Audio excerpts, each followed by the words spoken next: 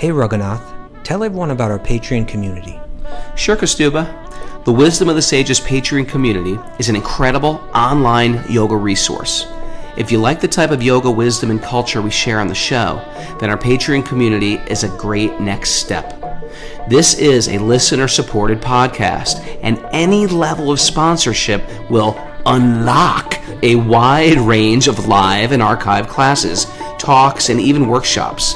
Raghunath teaches, I teach, and we have a host of other excellent teachers on topics ranging from yoga philosophy, asana classes, storytelling, Ayurveda, kirtan, cooking, meditation, and a lot more.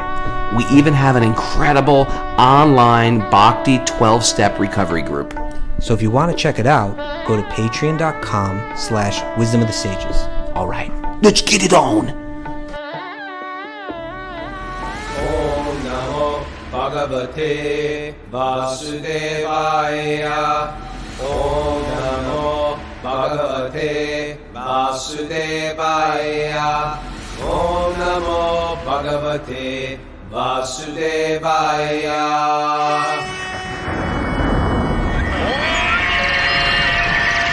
Come on!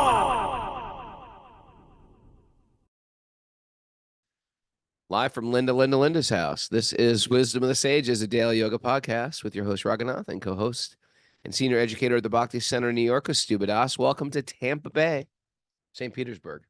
That's where we are tonight. Doing a couple of Youth of Today shows. Got the band here. Stayed up late. Talked Krishna. Talked old school hardcore. And Linda, who's a hardcore civilian, along with Mara. They might come to the show tonight. They might get baptized tonight. Kastuba, welcome back. Thank you, Raghunath. What's it like to be back? It was hard to do the show without you. You know, me and Doyle. Things were falling apart. It was a disaster. People were fighting. There was a riot in the Zoom board, but we're glad you're back. Kind of lose it too. Mara was crying at certain points. Doyle and I were fist fighting. It was horrible. Thank God you're back. Well, thank you, Raghunath. I'm happy to be back. Mm. It's nice. It's nice to be back in New York. You know, I was gone for 5 months. Unbelievable, huh? Yeah. 5 months away. It seems like yesterday. I mean, that's a chunk of your life, you know. 5 months is a chunk. It's something you're going to remember. Yeah. Being in Mayapur for 5 months. Yeah. So I'm happy to be back. It's nice to be. You know, I'm ready to dig in. Feel good.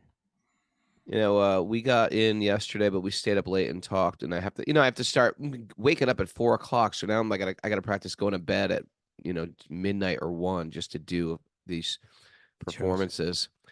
And so wake up, and sure enough, Sachi Suta's down here chanting.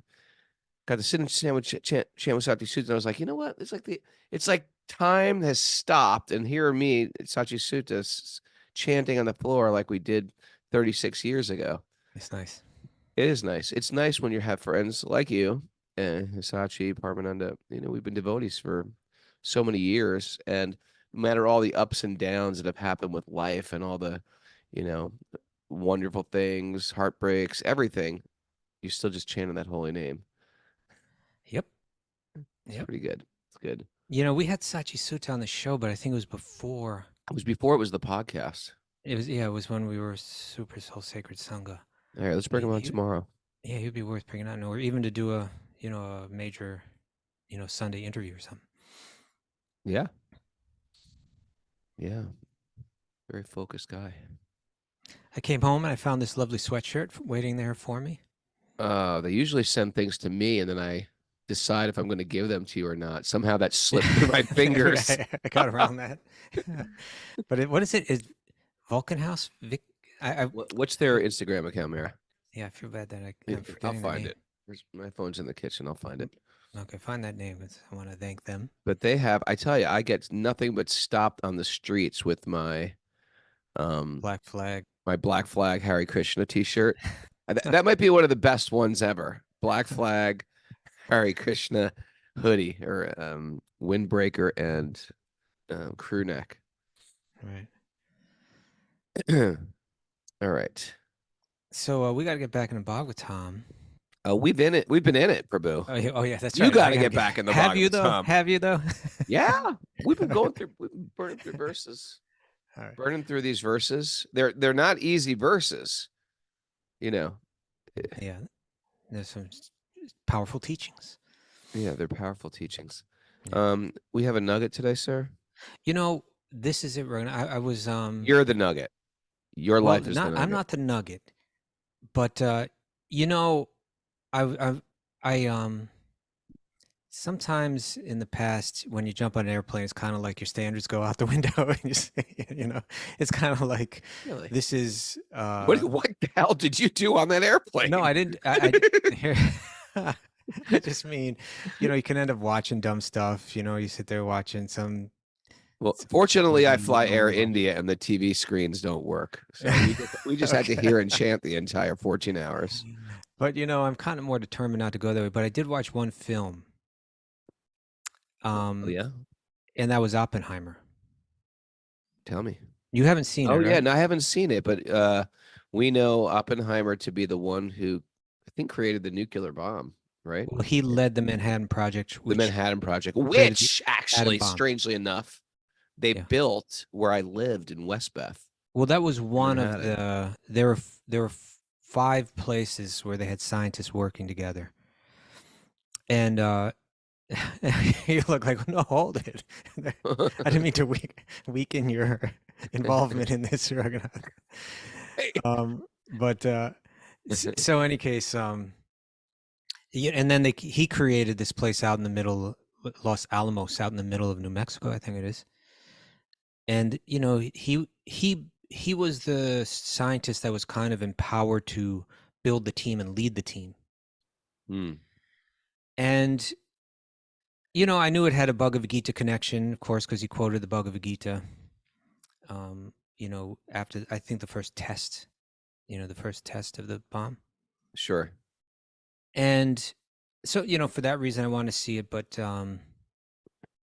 I suppose there was a lot to analyze in this film, a lot of interesting stuff.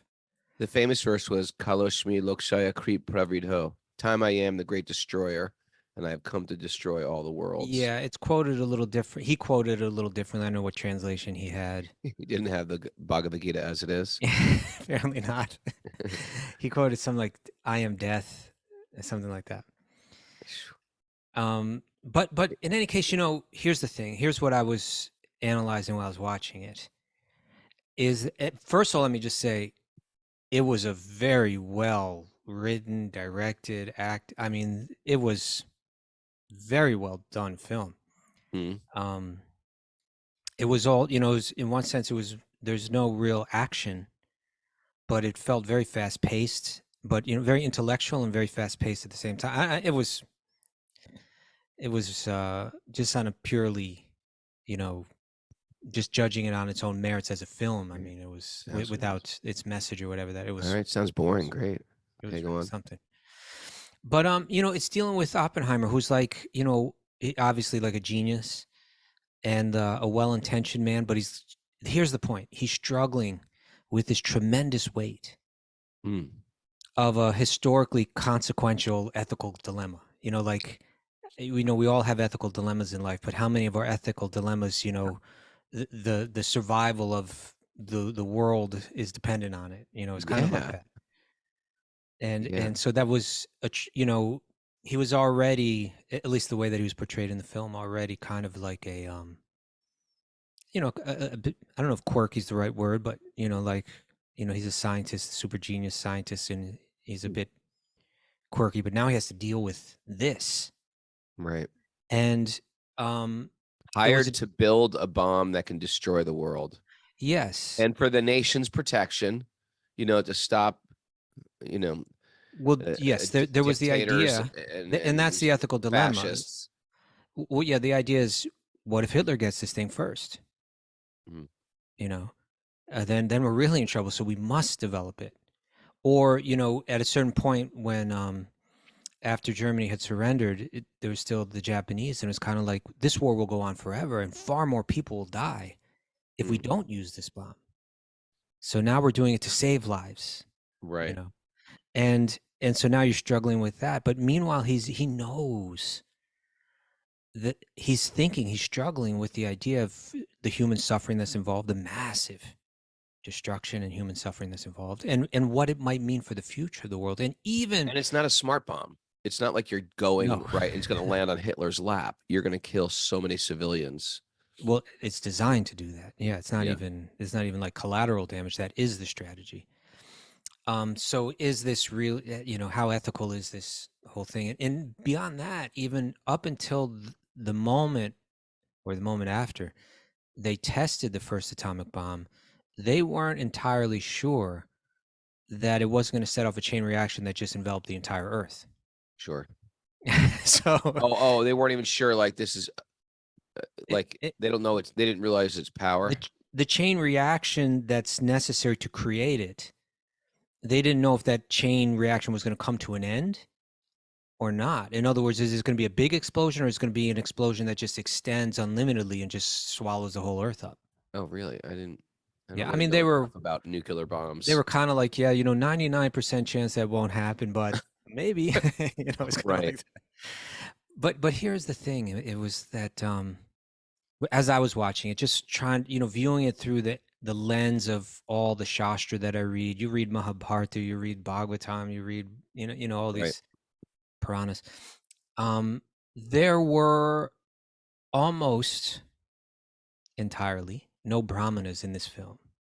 Or if there were Brahmanas, it were the scientists themselves. They were like the intellectuals, but they were in, and you had this whole range of these brilliant scientists, and each one with their own kind of personal idiosyncrasies and Right. so on, which was an interesting, part of the film.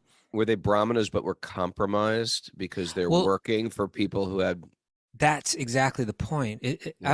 Whether we call them, you could say they're compromised. In my mind, the way that I saw it in the film was they were the intellectuals, but they were engaged in the service of the politicians and you could say the Churchies, the politicians and the army, the military, rather than the other way around. right. Right? Like it's kind of upside down from the Vedic perspective. The Vedic perspective is the intellectuals, the contemplative, wise ones. They hold power over the military and the rulers. Where here it was they became the servants of the rulers, and they were pressured and intimidated and so on by those rulers. And due to that, there was kind of like this. There was no adult in the room. There was kind of like this blind race towards destruction. And they kind of realized that it wasn't. I don't know if it was. I can't remember who the character in the film was. It may have been Oppenheimer. It may have even been Einstein, or I don't think it was Einstein. But at one point they said, it's not like it's not like this is a new weapon that we have to contend with. Because a big part of the theme of the film was he's going through this ethical struggle. And then he feels the responsibility to communicate with the president over the massive consequences of this creation. As he's going through it, from his perspective, you're thinking so much about it every day for years. You're working to create this thing. It's fully absorbing your mind, and you are thinking about the consequences of it. Whereas there's just like a president or a military official that's just thinking of, we need it now. So when he finally did create it, he felt the need to speak to the president and to the government and to the leaders about that. It wasn't just that we just created a new weapon, we just entered a new world like that. Sure. We've entered a new world now. And but if there was one Brahmana in the film, it was Einstein. And you can pick it up even the way that he's portrayed. Like he's always shown in like natural settings, like he's out by a pond, out in a field, it's like, and then to approach him, you have to like walk a long distance, even visually, Right. It was conveyed that he was somewhat removed from the world. He was a generation older than this team of scientists that were working on the Manhattan Project. His work, I suppose, made it possible. You know, like, not that he was directly involved in developing it, the bomb, but the research that he had done, the work that they were doing was stemming from his work. Hmm. And so he's kind of like, again, he's shown in like these natural settings. And when Oppenheimer has a pressing question, he has to go to the wise one, in a sense, you know, like, is there someone here who ethically I really trust, who really understands what's going on? And so he would approach him. And when Einstein would speak, you know, if you count the minutes that he's in the film, it's like very small. But the weight of his presence in the film is kind of, it's weighty. You know, you feel his presence in the film a lot. And when he speaks, he doesn't waste words. It's like a very Einstein distilled. wasn't working for the project. He was just Oppenheimer consulted with him on the ethics of it. You know, historically, Einstein, a lot of people, like, when they speak about him as being involved in the Manhattan Project, he wasn't directly involved. His research that he did, their work stemmed off of his research, but that's stuff he had done years before. But he did he did sign a letter that a group of scientists had written to the president to say that we better develop this because the Germans are working on it. So in that sense, he was involved, but he never directly worked on the bomb. But when he speaks in the film, he speaks as a Brahmin speaks. Like, he's got this distilled, essential thought. You know, he doesn't waste words. What did you say? Well, he was concerned with the lasting effects of the project. You know, and that's in contrast to a lot of the other characters who were like, they had this fear-based thought, and there was this urgency to produce it now. You know, like Matt Damon plays a role of this lieutenant general who's kind of like the military man overseeing the project. And he's got two concerns. One is security, that this doesn't leak to the enemy. Right. And what complicated that was almost all of these intellectual scientists almost all had left leanings and were involved in the Communist Party, either loosely or not so loosely, you know, at some point in their careers. At least quite a few of them were. So that was very complicated. And but there was also Truman, you know, who's like the president after the war, or I guess towards the end of the war. And there's a scene where after the end of the war, Oppenheimer feels the need to communicate with the president and to communicate publicly his concerns for entering this nuclear age. And he feels a personal sense of responsibility for it. And this, I don't know if it's this, I would call it the second part of the movie, but like the end of the movie, it deals with the government actively trying to discredit him and paint him as a communist because he's speaking, although he's speaking truth, he's speaking compassionate, well-reasoned truth, but it's not convenient for them. Sure. And so they try to discredit him by now painting him as a communist. But when you hear, and so when he finally does speak with Truman after the bomb's already been dropped, he's very emotional. And he's saying, you know, I feel like I have blood on my hands. You know, at first Truman's like, hey, you know, it's an honor to have you here. You know, you did so much for the country. And then he started saying, you know, I feel like I have blood on my hands. And Truman, the way that I don't know if he was like this in real life or what happened, but the way that he's portrayed in the films, he was very callous, crude in how he responds, where he says, you know, you think anybody's even thinking about you, the guy that made the bomb? It's the guy that dropped the bomb that they care about, and that's me. Now get out of here. And he like kind of kicks him out of the room and says, don't let that crybaby back in here again, like that, you know. Oh wow. But in any case, you know, Einstein does kind of play this role. He's concerned with the lasting effects. His thought is, because he's detached and he's removed in a sense, and he's obviously deeply intellectual, thoughtful man. He's the person that Oppenheimer can go to hear truth, where it's kind of not really available anywhere else. You know, he's not going to get that from the lieutenant general in the army who's kind of overseeing his project. Yeah.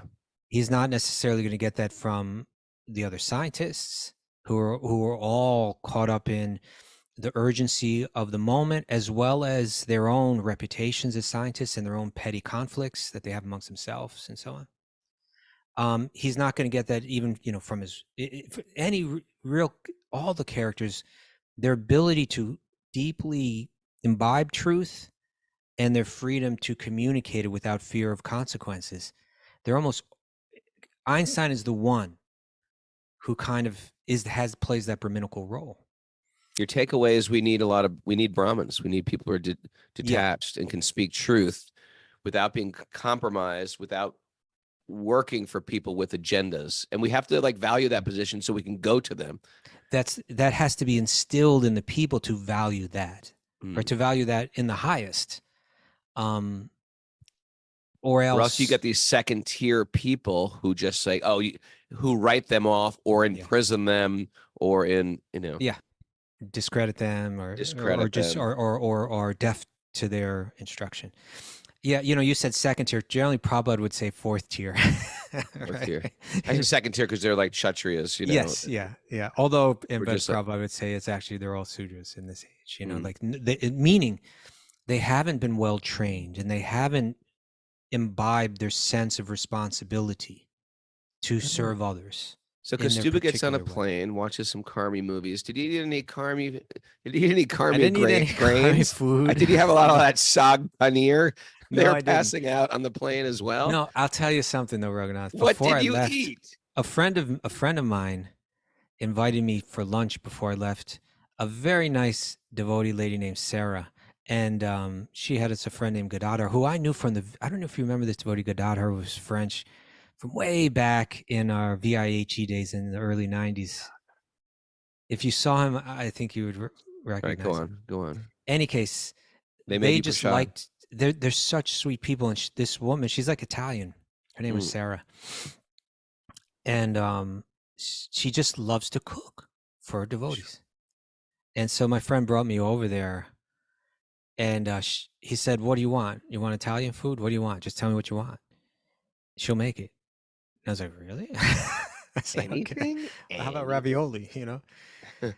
So she made ravioli.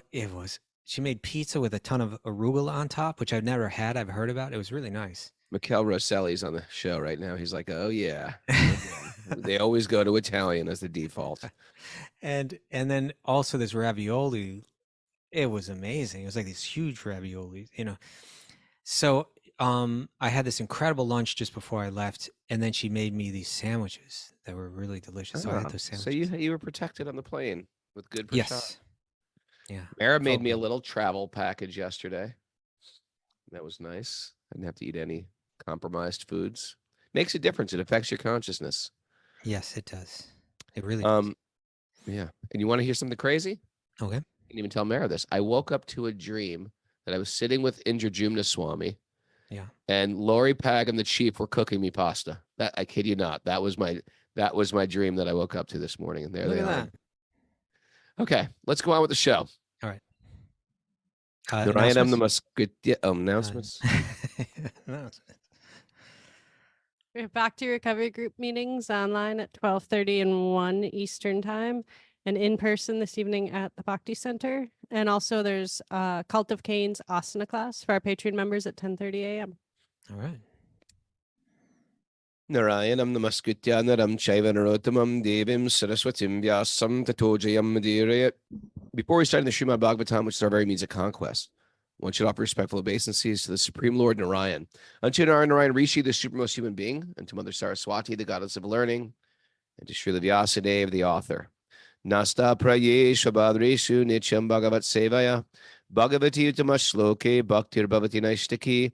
By regular attendance in classes on the Bhagavatam and by rendering service to the pure devotees, all that is troublesome to the heart will become eradicated, and loving service to the Supreme Lord, who is praised with transcendental songs, will be established as an irrevocable fact. Om Jnana Timarandasya Jnananjana Shalakaya Chaksurun Milatam Yena Tasmai Shri Gurave Namaha. I was born in the darkness of ignorance, and my teachers are opening my eyes with the torchlight of knowledge. I offer my obeisances at their lotus feet. Reading from Srimad Bhagavatam, Canto 7, Chapter 6, Text 16. Now, who's speaking, Raghunath? Prahlad is teaching his demoniac school friends, and he's teaching them like he's not like teaching them about how to play stickball or cricket. He's laying on the heaviest truths, the absolute truth, right, to these kids, and they're like, okay, I accept this. And text 16 is right in par with that. You want to dive in? Please. Oh, my friends, sons of demons. In this material world, even those who are apparently advanced in education, right? Here we have Yes. Oppenheimer, advanced in education, all the other Yes. people working on these teams, apparently advanced in education, have the propensity to consider this is mine and that is for others. Okay. Right. So That's important. That's the world of duality. We call that a separatist conception. Mm. Right? We're separate Thus- from them. They're separate from us. Thus, they are always engaged in providing the necessities of life to their families in a limited conception of family life, just like uneducated cats and dogs. Right? So they are unable to take to spiritual knowledge. Instead, they are bewildered and overcome by ignorance. And we were talking about this yesterday while you were witnessing the show for the taxi cab. Yeah. Yeah. You know, it's like, even as I'm getting older too, I'm seeing like, I'm forced to see there are people in my life, both elders, people who are my age, and like children that are moving on their spiritual journey. And they've almost become like family to me. And then there's people that could intimately be your blood relatives That are so distant. That are so distant. It's like, how did we get born in this same family? Yeah. You know, and sometimes even to, I don't know, this sounds a little harsh, but almost sometimes to even like support them. You feel like you're supporting something evil, dark and evil. And, you know, like, what are you going to do with this I'm giving you? Are you going to use it for something good? Or are you just going to use it for, you know? Right. And we talked about kings who were like being very gracious, or parents who are very gracious. We were talking about the guy, Shah Jahan from the Taj Mahal. Right. He was giving so much charity to his children, and his 14-year-old son, who wasn't the eldest son, murdered all his brothers and sisters so he could take the throne. So imprisoned his father. And so sometimes, you know, we think we're being, you know, gracious, and these people actually take advantage. We were saying that they don't know how to deal with the energy. And we were saying that energy could be wealth. It could also be beauty. It could also be fame. But they're all energies or opulences. Like, we get this idea of the concept of God. They call God Bhagavan, mean one who has every opulence, but fully. So Krishna owns all wealth. He's all beautiful. He's all strong. But he knows how to utilize those energies in the same way an electrician knows how to work with heavy electric voltage without frying himself. Whereas a child with a fork, sticking the fork in the outlet, could kill themselves. So the devotee can take energy and not kill themselves with it, but do incredible things with it. And then we used another example of a devotee family. Is the love of a family bad if all the and I used John V. Harrison's family. The parents are like gurus, and the kids are like practicing bhakti, kirtan leaders, saintly. And can you use all that energy in a divine way? Then that very thing which the Bhagavatam is, you know, sort of poking at, the problems with family existence, that thing is not like the silkworm, which creates the cocoon, which traps themselves in. Sure. But actually, you become a beautiful butterfly within that family. You know, I was, you know, I've really been enjoying these talks by Radhik Raman Prabhu. You know, Dr. I've been listening to him too. There's so many good ones, and it seems like he visits there once or twice a year, and then they record them and they put them up. So they've been really helpful. The last one that I listened to I was listening to this in the airport before I got on the plane. It was about the translation of Srila Prabhupada's books, the editing of Prabhupada's books, even the posthumous. Is that how you pronounce it? Posthumous? Post-hummus and Baba Ganoush. Okay.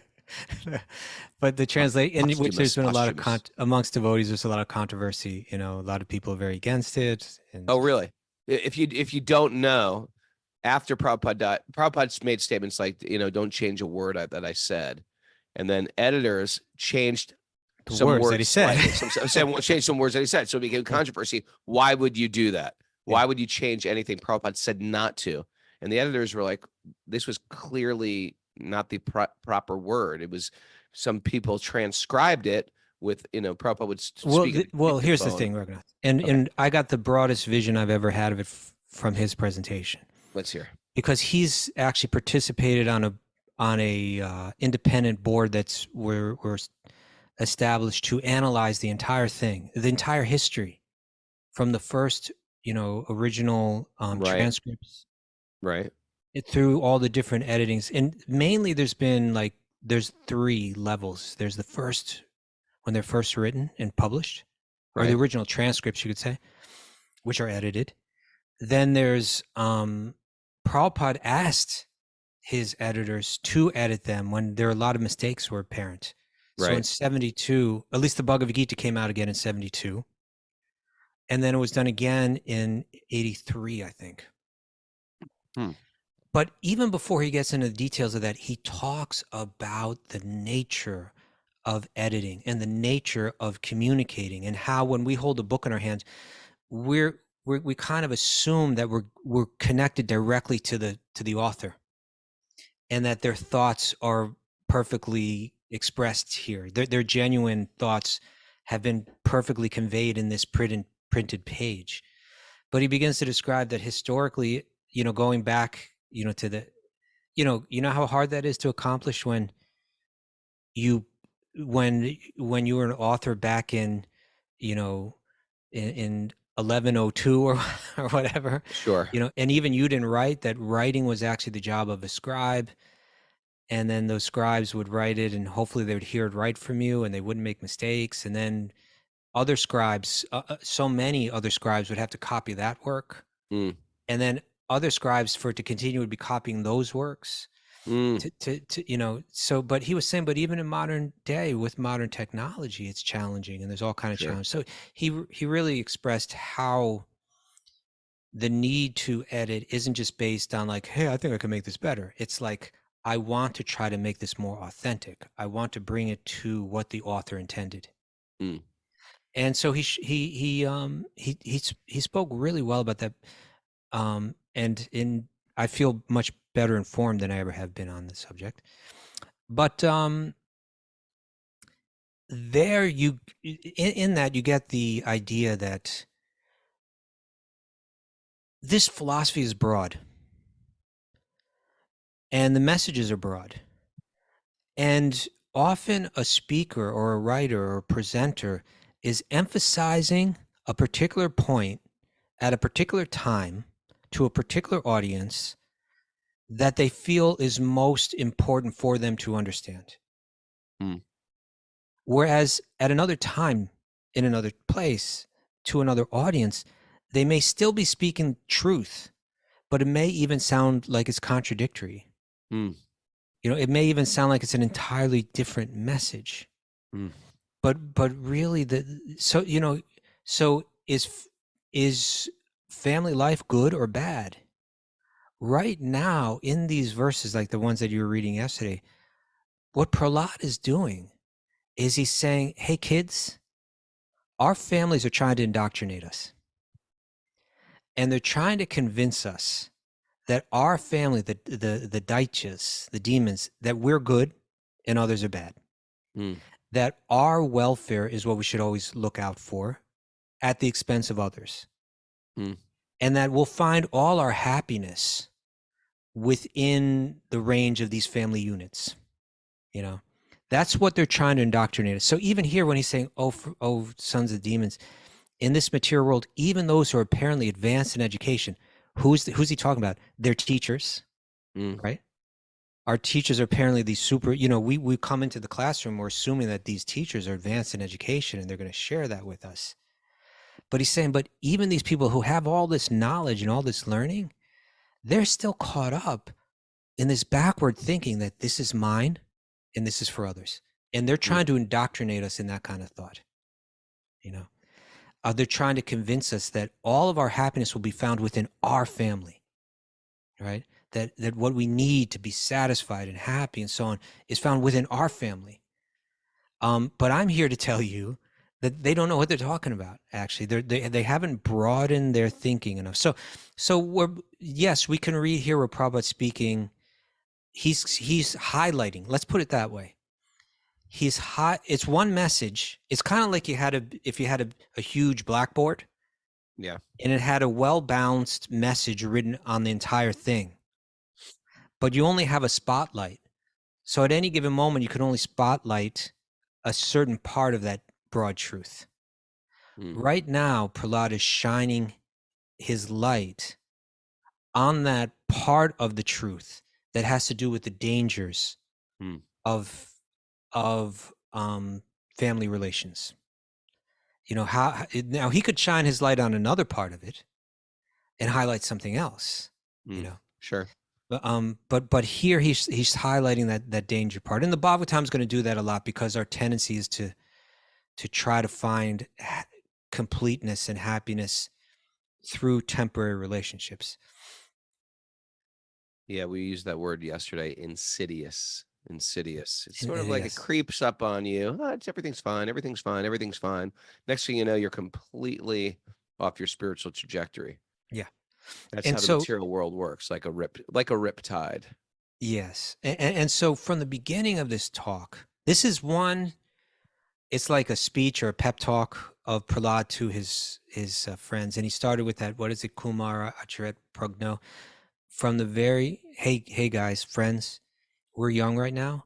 We may think we got plenty of time to waste and spend and we can have fun and, not be too concerned about where we're going in life. But actually, this world is dangerous, it's troublesome, it's a mess.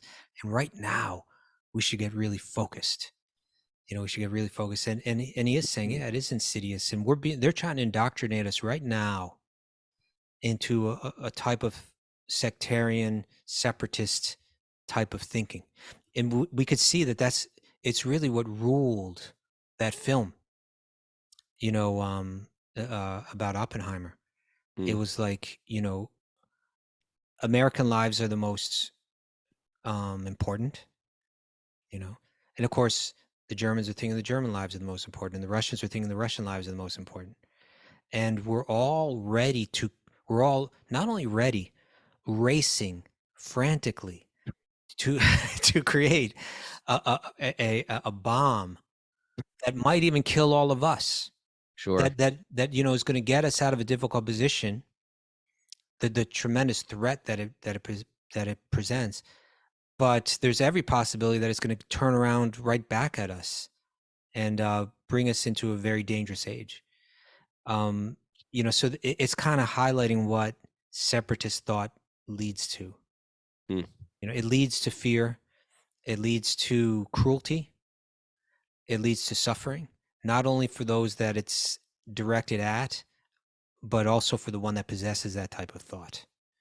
And Prahlad he's thinking, the Bhagavatam is never impractical in the sense that it's saying there should be no leaders and we should all just love one another and just, we don't need any government or military or any of these things. It's never like going to that. That's kind of like a swing of the pendulum. Right. Like, okay, right, if we have nations and we have rulers, then they're going to fight with each other and there's going to be suffering. So there should be no nations and no rulers. Bhagavatam doesn't say that, but what the Bhagavatam is saying is that we need to tap in to a higher level of thought. Even though we have these functional roles that we play in society and they're important to maintain, to establish peace and the welfare of others. At the same time, we always have to be connected with this broader truth that we were all made of the same spiritual energy, that all life must be respected, and that's going to come from those that are thinking deeply. When you go to Einstein, he was never pictured in the offices. He wasn't even pictured in the laboratories. He was always pictured outside, under a tree, by the side of a pond, in an environment where that facilitates thinking deeply. That's right. And so that's Bhagavatam, is like, it's showing us that we need rulers, but those rulers need to be, I don't know if indoctrinated is the right word, because it carries a kind of a negative connotation, but they need to be inspired, and not only inspired, but tethered by higher thinkers who don't struggle necessarily with the responsibilities that they struggle with. All right, let's dive back into this. Text 17 and 18 is a combined verse. My dear friends, O sons of demons, it is certain that no one bereft of knowledge of the Supreme Personality of Godhead has been able to liberate himself from material bondage at any time or in any country. Rather, those bereft of knowledge of the Lord are bound to the material laws. This is a good point. They are factually addicted to sense gratification, and their target is woman, right? Or they're controlled by their senses. They're controlled by their senses, and sexually in particular. Sure. Indeed, they are actually playthings in the hands of attractive women. Yeah, this is especially, I guess, the Bhagavatam is speaking a lot to men, and therefore, it's saying that men are dominated by their passions, and I think it's safe to say I've seen, or I've been in a position where it's sort of like, you've witnessed this. Witnessed? Are you kidding? I've lived this thing where I can do. I'll do whatever you want. I'll do whatever you want. Victimized by such a conception of life, they become surrounded by children, grandchildren, great-grandchildren, and thus they are shackled to material bondage. Those who are very much addicted to this conception of life are called demons. It's calling it right out what it is. If you're attached to your body as a vehicle for sense gratification, and that's the goal of life, that is the mindset of a demon. You will be shackled. You won't find liberation. You're going to find bondage. It's not like because you're going to die and go to hell. No, your life becomes hell. Right. If you've ever been addicted to anything, driven by your senses, life becomes hell. You don't have to wait for some to burn in hell. Life on this planet becomes hell. Those who are very much addicted to this conception of life are called demons. Therefore, although you are the sons of demons, keep aloof from such persons and take shelter of the Supreme Personality of Godhead, Narayan, the origin of all the demigods, because the ultimate goal for the devotees of Narayan is liberation from the bondage of material existence. So, this whole beginning of the verse speaks about, listen, people have been trying it. It's not working. People have been trying to get out of material bondage. And how do they do it?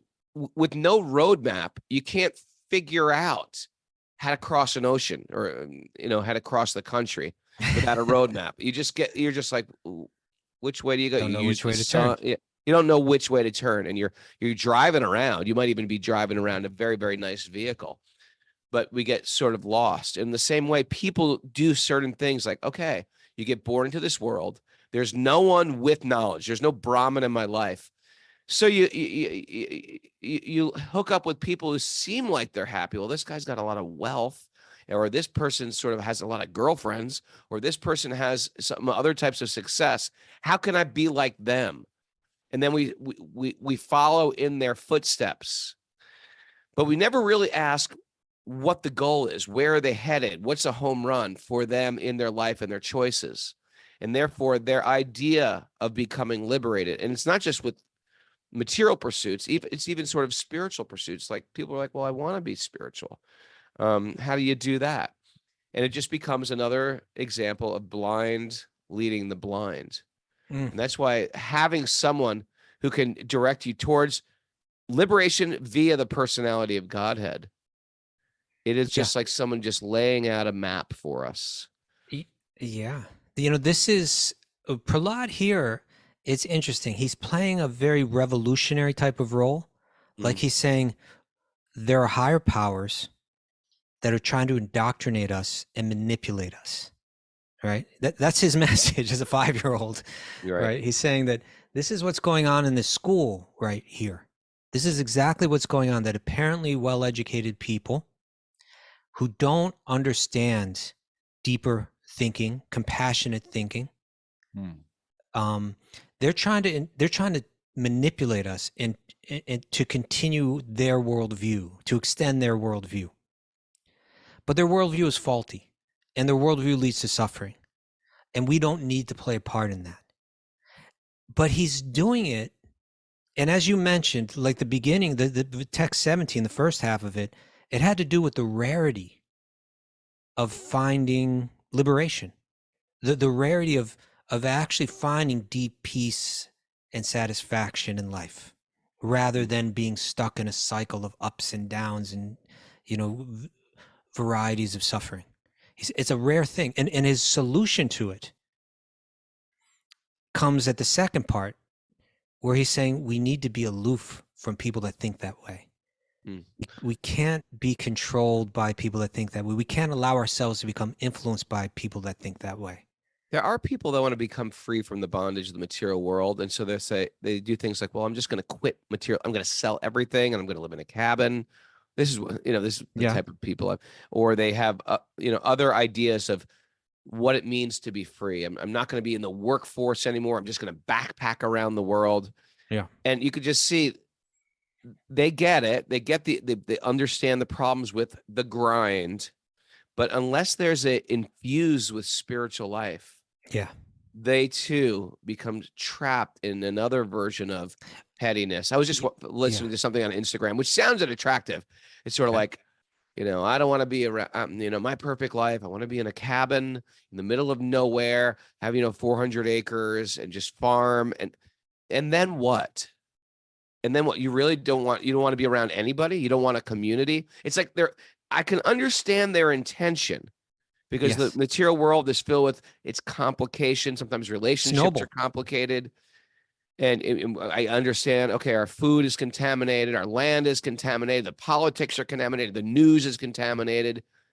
And then what do? You want to just be a hermit? You think that's the goal of life? To be a hermit? To be go on.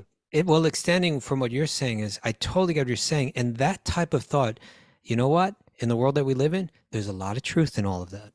Right? There's a lot of truth. But you could also be out in the woods, just drinking beer, hunting, and it could be even a better life than if you're enmeshed in the city. But it doesn't necessarily give you liberation. I know in my own life, if it wasn't for the Bhagavad Gita, I tend to be in passion and ignorance. That's my default. That's my body's default, passion and ignorance. So even if I thought, I want to go live in the countryside and build a simple cottage and farm, I'm in the mode of passion and ignorance. I will take the countryside and throw passion in it. My garden would be a mess. My house would be a mess. No, we got to raise our consciousness higher. And this is the beauty of the Bhagavad Gita Vedic system, is it's not just like unplugging and disengaging from the material realm. It's raising the entire consciousness, raising yourself through these lower gunas to the higher gunas, and then connected with the Lord. That's really important what you shared, Raghunath, is that even if we had good news, and even if we had good food, and even if we had all the things that you listed, you gave a whole list, I don't remember them now, but everything that's become contaminated, even if none of it was contaminated, still, what do you do with life? Still, what are you supposed to do? What is life for?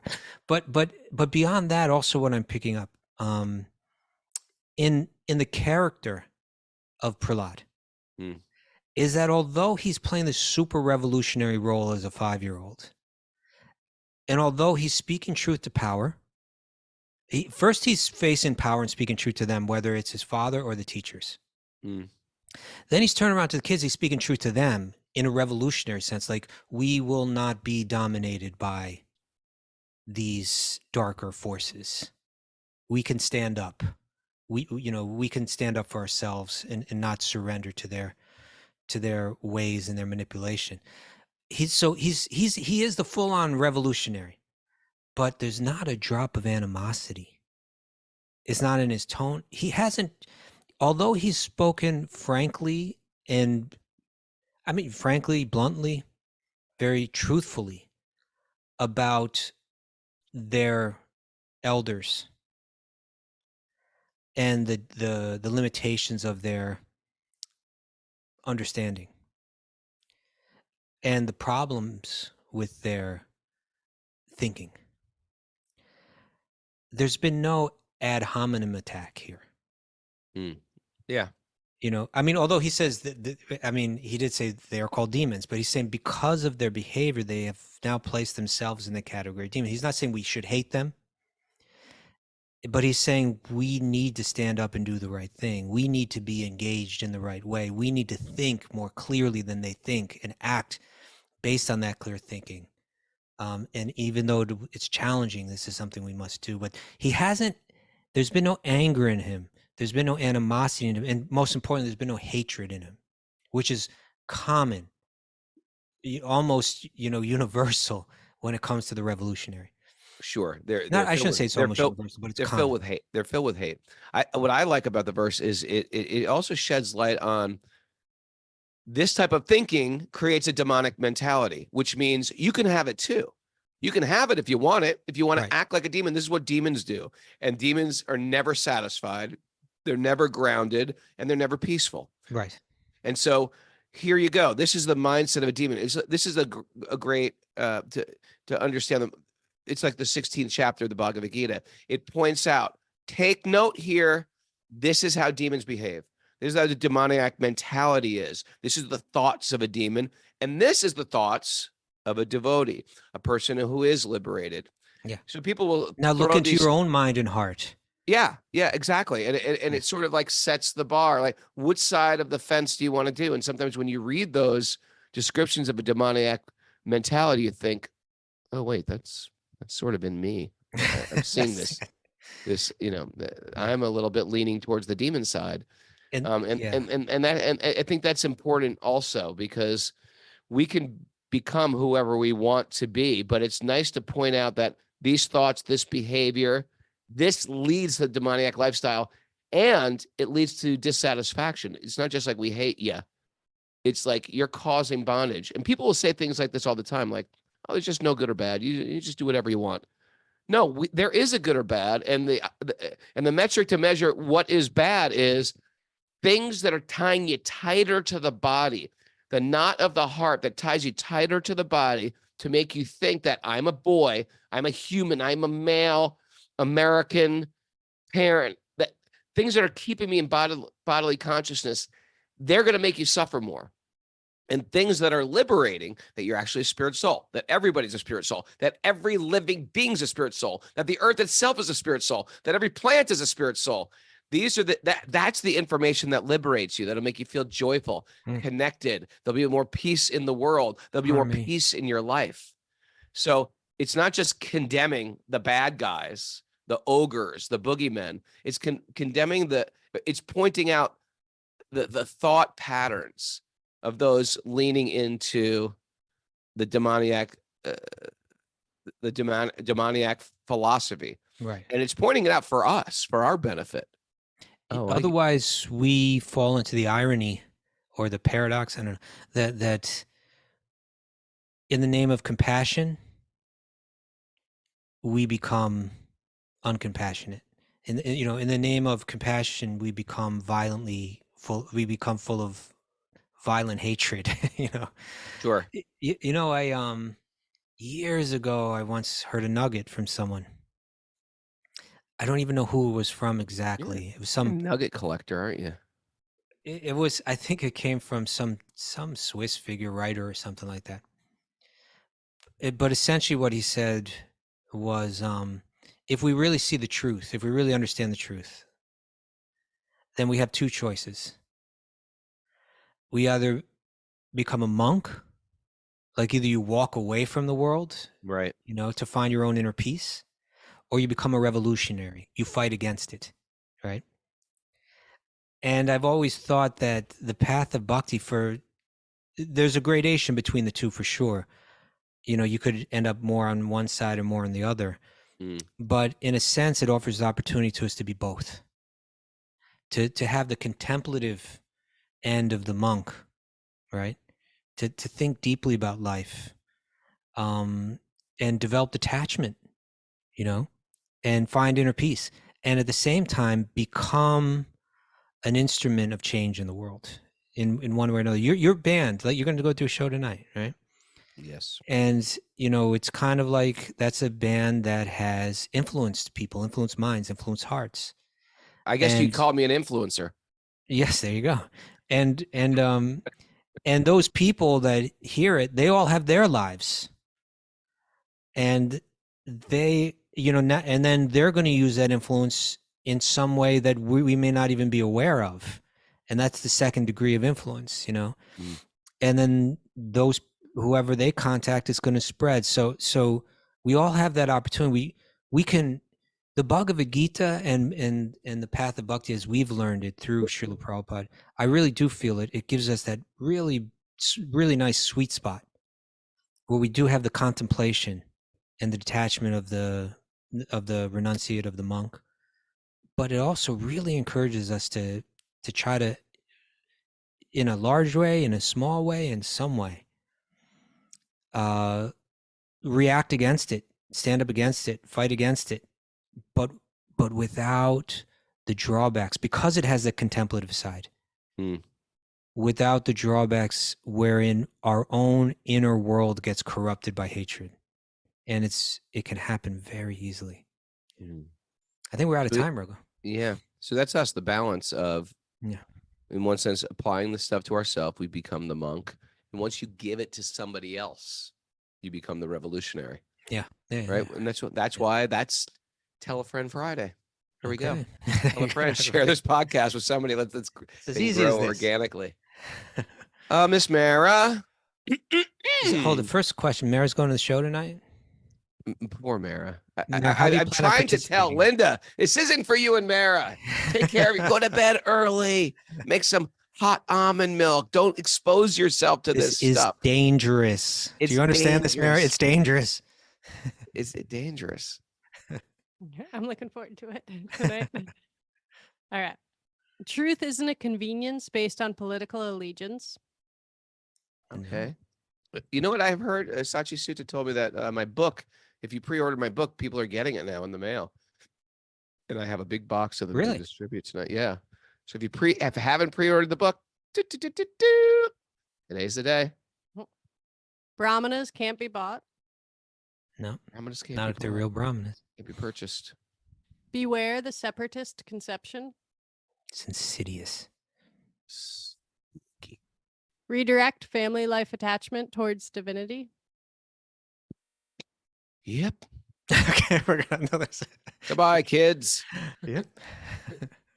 Don't become indoctrinated in I, me, and mine.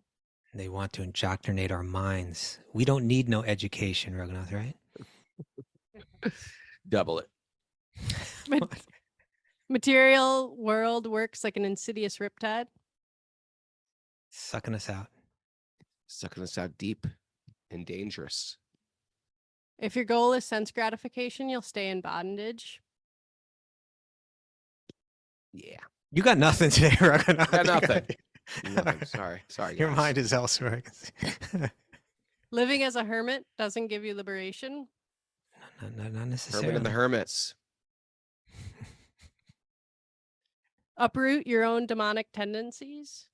Pull it out at the root. Uproot your demonic tendencies. And Yeah. trust in Einstein. Huh. Okay. I thought it was going to be Make Me Pasta Lori Pag. That's what I thought it was going to be. Thanks, everybody. Thanks for joining us. Wish us well. Wish Mara and Linda well. But they're going to enter the pit. They don't even know what the pit is. Do ya? Did you hear Mara? She's like, we're going to be backstage. You don't understand how we roll. We're lucky if there's a backstage. The backstage usually comprises of a closet. That's disgusting. I think she thinks we're like She thinks we're like Madonna. Bon or something. Jovi. Bon Jovi. Oh, I'm just gonna lay on the couch backstage and eat the M&Ms. Eat the green M&Ms. You're lucky there's a chair backstage.